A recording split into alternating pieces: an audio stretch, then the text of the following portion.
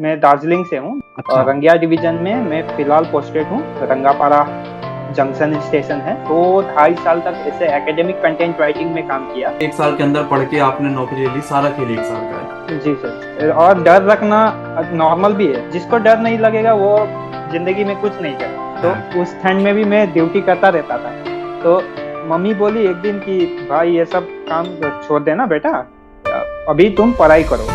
घर की जो स्थिति, जैसे मानिए माता पिता क्या करते थे आपके? एमडी क्लासेस को मैंने ब्लाइंडली ट्रस्ट किया था सर, और मुझे मेरा रिजल्ट मिल गया। अभी सैलरी आपको कितनी बन रही है लगभग एनटीपीसी के पता है? हमारे साथ है आज सविनय, और सविनय जो है वो आरआरबी एनटीपीसी की वैकेंसी 2019 में जो आई थी उसके थ्रू स्टेशन मास्टर के पोस्ट पर सिलेक्टेड है।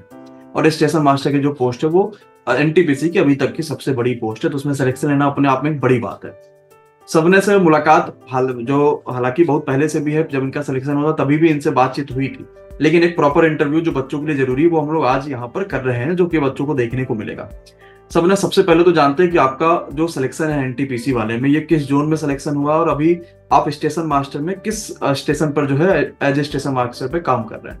जी, मेरा एक्चुअली जोन था, मेरा आरआरबी सिलीगुड़ी था। ये आपका एनएफआर में पड़ता है, नॉर्थ ईस्ट फ्रंटियर रेलवे। लेकिन आरआरबी सिलीगुड़ी में वैकेंसी कम होने के कारण हम लोग को आरआरबी गुवाहाटी में दिया गया, रंगिया डिवीजन। अच्छा। और रंगिया डिवीजन में मैं फिलहाल पोस्टेड हूँ। रंगापारा जंक्शन स्टेशन है, वहाँ पे पोस्टेड हूँ। तो आपके स्टेशन पे कितने स्टेशन मास्टर हैं अभी फिलहाल? जी, मेरे स्टेशन में ऐसे तो स्टेशन सुपरिंटेंडेंट होते हैं, उनको छोड़ के 10 है। 10 स्टेशन मास्टर एक शिफ्ट में? जी, एक शिफ्ट में वहाँ पे 2 लोग काम करते हैं। अच्छा, तो इसका मतलब थोड़ा बड़ा स्टेशन है, ट्रेनों की आवाजाही वहाँ ज्यादा है। जी, मतलब वहाँ पे जंक्शन स्टेशन है, काम थोड़ा ज्यादा है, वही गाड़ी काटना जोड़ना ये सब काम होता रहता है। सबने आपकी गाड़ी शिक्षा कहाँ से हुई है, मतलब आप कहाँ के रहने वाले हैं, पढ़ाई लिखाई किस बोर्ड से आपने करी है? मैं दार्जिलिंग से हूँ, मेरा घर दार्जिलिंग पड़ता है। दार्जिलिंग तो बहुत बंगाल है। हाँ। जी सर, सब वही कहते हैं। तो दार्जिलिंग में मेरा क्लास 10 तक दार्जिलिंग में गांव के स्कूल में पढ़ाई हुआ। उसके बाद मैं 11-12 के लिए गया, कालिम्पोंग गया। उसके बाद फिर WBJE दिया था। उसके बाद मेरा सिलेक्शन हो गया था जादवपुर यूनिवर्सिटी में एज ए मेटलर्जिकल इंजीनियरिंग। अच्छा, उसमें मेरा तो आपने 4 इयर्स का कोर्स था। जी, बीटेक है मेरा। ठीक है। जो जादवपुर यूनिवर्सिटी कोलकाता में पड़ता है।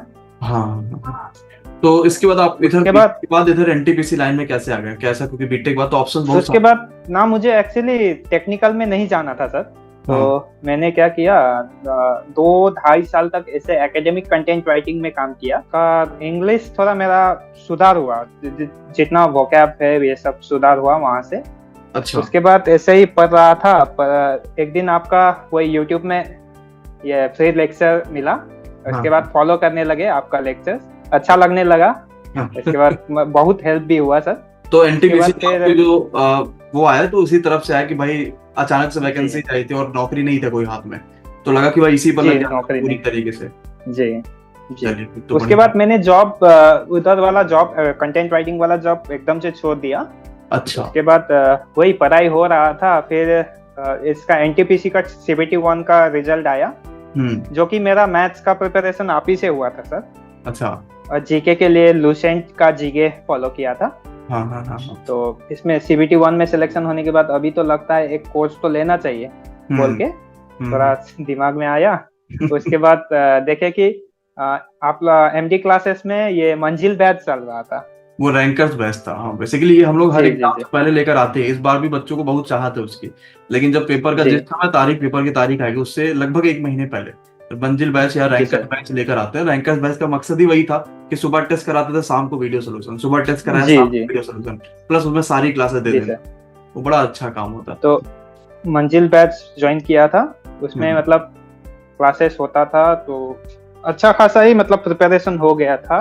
जैसे कि मेरा जीके तो मैं टेक्निकल डिपार्टमेंट से हूँ। इधर क्लास मतलब 12 के बाद मेरा जो था जीके से पूरा इधर हो गया था। मतलब VK सर है, वही VK सर का जीके जो आता था, वही उनका ही जीके देखता था। फिर जो उनका मैराथन कोर्सेस रहता था, मैराथन क्लास रहता था, वही सब फॉलो करता था। तो इससे बहुत हेल्प हुआ है। और जब पेपर देने हम आते हैं अभी भी जैसे अभी हम लोग क्या जी कहते हैं कि हमारे पास देखा जाए तो एमडी क्लासेस रेलवे का सबसे बड़ा ऑनलाइन प्लेटफॉर्म है। जी और सर हम लोग एएलपी की वैकेंसीज आ गई हैं, टेक्नीशियन वैकेंसीज आ गई, आरपीएफ वैकेंसी आ गई, अब एनटीपीसी आ रही है, ग्रुप डी आ रही है, सारी वैकेंसीज आ रही है। तो हम लोग ने फिर जी इस समय से मैराथन शुरुआत करी, मतलब मई से पूरी तरीके से हम लोग बच्चों के साथ अब लगने वाले हैं। अभी तो क्या था कि बीच में बिहार के पेपर्स थे, तो बिहार में हम लोग लगे हुए थे, अन्य परीक्षाओं में भी लगे हुए थे। अच्छा, अभी बच्चा ये जी चाहता है कि जैसे बच्चे बेसिकली ये सोचते हैं मैक्सिमम बच्चे कि सिलेक्शन लेना उतना जी आसान नहीं रहा जितना पहले था। मतलब पहले क्या था कि लोग की संख्या कम थी, फॉर्म भरने वाले लोग की संख्या कम थी, अब लोगों की संख्या बहुत ज्यादा हो गई है, पढ़ने वाले बच्चों जी की भी संख्या ज्यादा हो गई, तो ज्यादातर कमजोर बच्चा जो है वो थोड़ा डरता है, वो माहौल से अपने आप जी डरने सर लग जाता कि नहीं सिलेक्शन हो पाएगा।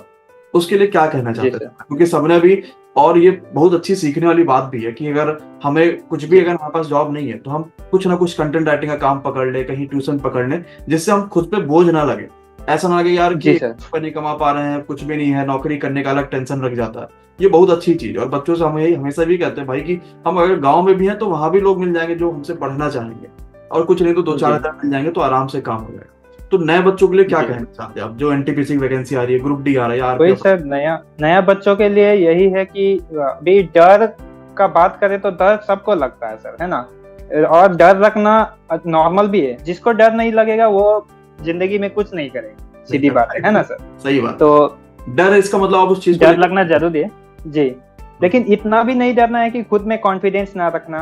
हाँ। अभी देखिए, पढ़ने वाले हर गली में मिलेंगे, हर घर में अभी ग्रेजुएशन वाले मिलेंगे या तो 12 पास वाले, हर घर में मिलेंगे, लेकिन सब इतना मन लगा के नहीं पढ़ते। वही अपना ध्यान दे के, हम लोग के ही यहाँ में देखेंगे तो ऐसे मतलब सब लोग ऐसे नहीं पढ़ते मन लगा के।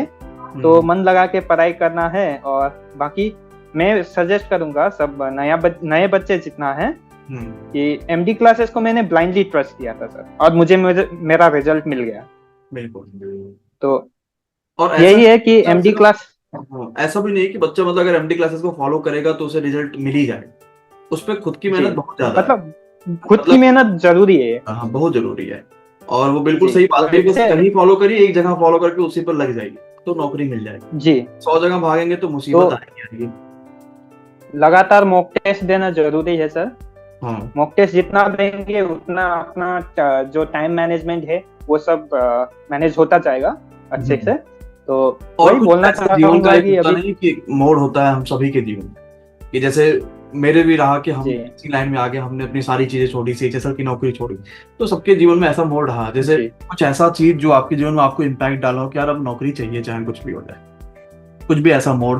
वही कंटेंट राइटिंग का, कोरोना के बाद तो पूरा वर्क फ्रॉम होम हो रहा था, तो मेरी मम्मी बोलती थी कि अभी मेरा ड्यूटी रहता था सुबह 10 बजे से 6 बजे तक, कभी कभार वो टास्क खत्म ना होने से 7, 8, 9 तक बज जाता था घर पर ही। और दार्जिलिंग में विंटर्स के समय में कितना ठंड रहता है ये तो सबको पता ही है। तो उस ठंड में भी मैं ड्यूटी करता रहता था। तो मम्मी बोली एक दिन कि भाई ये सब काम छोड़ देना बेटा, अभी तुम पढ़ाई करो, तुम पे भरोसा है, तुम जॉब निकाल दोगे, पढ़ाई करो बोल के मैंने सितंबर 2021 से ही सीरियस पढ़ाई शुरू किया है। उसके बाद ही ये एक साल के अंदर पढ़ के आपने नौकरी ले ली, सारा खेल 1 साल का है? जी सर, जी सर। चलिए बहुत बढ़िया। और सबने बच्चे ये जानना चाहते हैं गणित को कैसे मजबूत करें, आपने कैसे गणित में स्ट्रॉन्ग अपने आप को बनाया, क्योंकि वहाँ CBT 1 क्रॉस करना है, CBT 2 क्रॉस करना है जी, 2 स्टेज क्रॉस करना, और गणित में ज्यादा नंबर आना बहुत जरूरी है, खास करके पूरे नंबर लाना। कैसे मजबूत किया आपने गणित को? मेन चीज है कि हर एक सब्जेक्ट का बेसिक स्ट्रॉन्ग करना है, और जितना ये स्क्वायर हुआ, क्यूब हुआ, या स्क्वायर रूट हुआ, क्यूब रूट हुआ, ये सब दिमाग में रखना है सब। और जो शॉर्ट मल्टीप्लिकेशन होता है वो दिमाग में ही करना है, तो जिसमें बच्चों को कम टाइम लगे सिंप्लीफिकेशन ये सब में। तो वही है, अपना बेस स्ट्रॉन्ग करना है। वो बेस स्ट्रॉन्ग करने के लिए मैंने सब्जेक्ट बाय सब्जेक्ट ये किया था, मतलब उसका नोट्स बना के रखा था जी, तैयारी किया था। ठीक है। और जीके जैसे वास्ट सिलेबस को कैसे कवर करा जाए, जहां एनटीपीसी में ज्यादा क्वेश्चन जीके पूछे जाने वाला है जी, कैसे कवर करा? जीके का अभी का ट्रेंड से मैं देख रहा हूँ, कहीं मैं अभी भी एनालिसिस देखता हूँ एग्जाम का, कोई तो देखता हूँ कि करंट अफेयर्स के साथ बेस्ट जीके आ रहा है, मतलब करंट अफेयर्स जो है अभी जो मतलब न्यूज जो आता है डेली का, उसमें उससे रिलेटेड जीके, जी उससे रिलेटेड जीके हर एग्जाम में ये मतलब कॉमन मिल रहा है, ज्यादातर क्वेश्चंस है। बाकी स्टैटिक तो अपना है ही, स्टैटिक जीके के लिए तो अभी उसका तो कोई मतलब कोई एक किताब फॉलो करने से हो जाएगा। घर की जो स्थिति, जैसे मानिए माता पिता क्या करते थे आपके, या जॉब के बाद थोड़ा इससे सुधार हुआ, कैसा क्या रहा?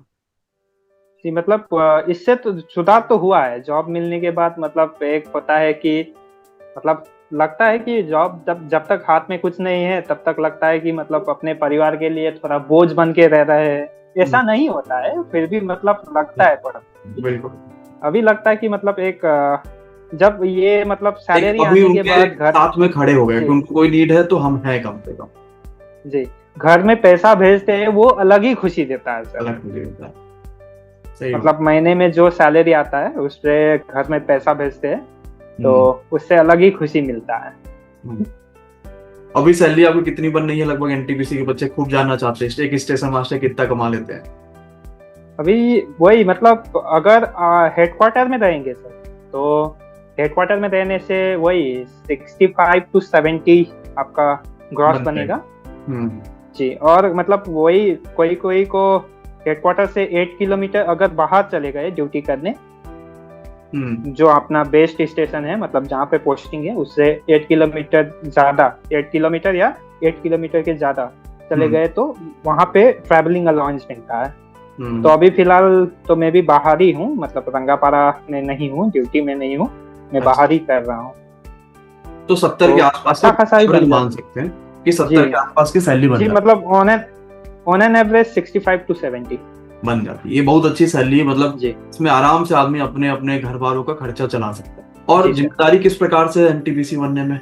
जिम्मेदारी सर ऐसे तो अभी रेल का मतलब अभी जिम्मेदारी तो है सर, मतलब जो हम ड्यूटी करते हैं हम लोग का 8 आवर्स का ड्यूटी रहता है।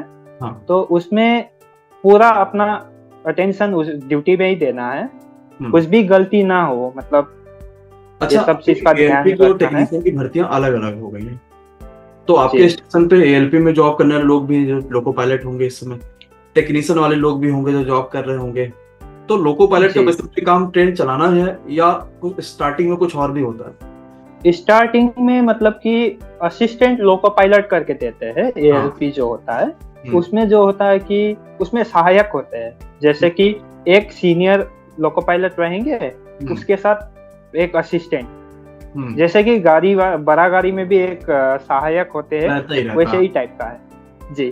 असिस्टेंट है। और टेक्नीशियन तो रोड बैक टेक्नीशियन का होता है कि उन लोग का डिफरेंट मतलब ये हो जाता है, किसी का मतलब ब्रांच अलग अलग हो जाता है, किसी का कैरेज एंड वर्क्स में हो जाता है, तो किसी का इधर सिग्नल एंड टेलीकम्युनिकेशन, अलग अलग ब्रांच है उसका। मतलब जो आईटी करते हैं, आईटी किस सब्जेक्ट में किए हैं उसके हिसाब से ही मतलब अपने नौकरी से आप सेटिस्फाई हैं पूरा कि भाई मिल गई ऊपर वाले के अच्छे दुआ सबसे अच्छी नौकरी मिल गई है, रेलवे की कहा जाएगा जी, सेटिस्फाई हैं? जी सेटिस्फाइड है और अपने आप को एक प्राउड भी फील करता हूँ सर, इंडियन रेलवेज में नियुक्त हुआ हूँ और देश को सेवा करने का मौका मिला है सर। तो ये सब में मतलब एमडी क्लासेस का भी बहुत बड़ा हाथ है सर। अगर एमडी क्लासेस ना होते, सत्यम सर का मंजिल बैच ना होता, रैंकर्स बैच ना होता, तो आज शायद मैं यहाँ पे नहीं होता सर, इतना भी मुझे पता है। बिल्कुल, बाकी सबने बहुत अच्छा लगा बात करके सर। और भी अगर आपके कोई साथी इच्छुक होंगे जिन्होंने एमडी क्लासेस से पढ़ाई करी होगी किसी भी तरीके से, क्योंकि मैक्सिमम रेलवे का हर दूसरा एमडी क्लासेस को जानता है, तो अगर किसी और ने पढ़ाई की तो वो भी आप बताएगा, तो उनके साथ भी हम लोग इंटरव्यू जरूर करेंगे। ठीक है, thank you so much. Thank you sir.